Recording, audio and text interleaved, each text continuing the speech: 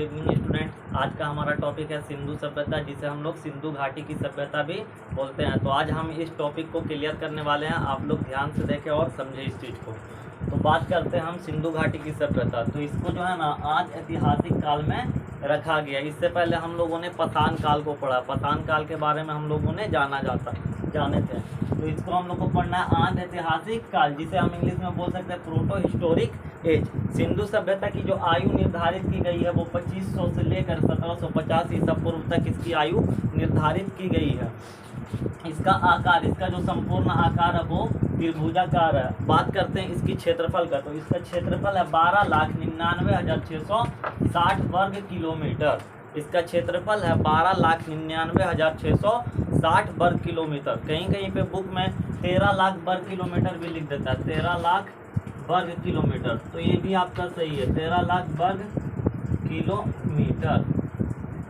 बात करते हैं इसके खोज की, तो इसकी खोज जो है सर जॉन मार्शल के नेतृत्व में 1921 ईस्वी में दयाराम साहनी नामक व्यक्ति ने किया था। और ये पाकिस्तान के क्षेत्र में खोजा गया एक पहला नगर था जिसका नाम था हड़प्पा। इसलिए इस सभ्यता को हड़प्पा की सभ्यता भी कहा जाता है। इसका और भी अन्य नाम है, जैसे अन्य नाम में इसको हम देखेंगे तो सिंधु घाटी की सभ्यता, हड़प्पा की सभ्यता और कांस्य युगीन सभ्यता भी कहा जाता है। लेकिन इस पर हम चर्चा बाद में करेंगे कि ऐसा क्यों कहा जाता है, सिंधु सभ्यता या हड़प्पा की सभ्यता या कांस्य युगीन सभ्यता ऐसा क्यों कहा जाता है।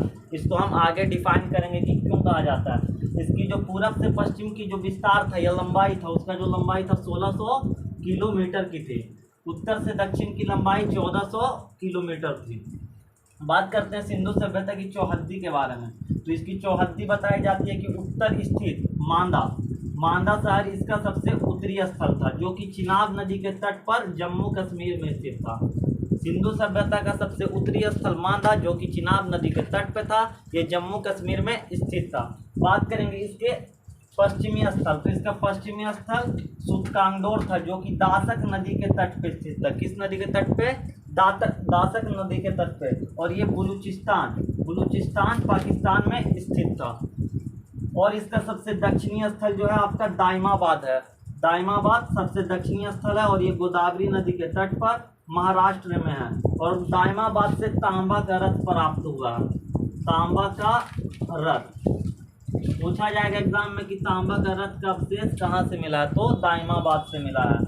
तो इसे याद करना भी इजी है, दा से दक्षिण, दा से दाइमाबाद, याद करना इसको बहुत इजी है। उसके बाद इसका पूर्वी स्थल हम लोग देखेंगे। इसका पूर्वी जो स्थल है ये आलमगीरपुर है। कौन सा है? आलमगीरपुर ये आपको उत्तर प्रदेश में पड़ता है और ये हिंडन नदी के तट पे है, हिंडन नदी के तट पे। सिंधु सभ्यता का जो आकार है वो त्रिभुजाकार है। उसके आकार के बारे में हम देख लेते हैं कैसा आकार है। तो ये हमारा अभी वर्तमान का ये भारत का क्षेत्रफल है।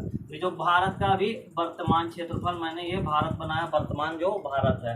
तो इसका जो क्षेत्रफल था वो इस दिशा में फैला हुआ था। अभी के हिसाब से देखेंगे तो भारत का उत्तर पश्चिमी क्षेत्र, पाकिस्तान का पूरा क्षेत्र और अफगानिस्तान का थोड़ा सा क्षेत्र में ये विस्तारित है। यहाँ पे आपका अफगानिस्तान आ जाएगा, ये पाकिस्तान का क्षेत्र हो जाएगा और ये हमारा प्यारा देश भारत, इंडिया का ये क्षेत्रफल। तो ये उत्तर पश्चिमी भारत में भी सिंधु सभ्यता का विस्तार था। सबसे अधिक स्थल ऐसे भारत से मिले। अब तक लगभग 1500 स्थलों का, सिंधु सभ्यता के 1500 स्थलों का खोज हुआ है, जिनमें से 600 स्थल पाकिस्तान में और 900 स्थल भारत में खोजे गए हैं। जिनमें से केवल 2 स्थल अफगानिस्तान में, जिनका नाम है मुंडीगार्क और सुर्तगोई।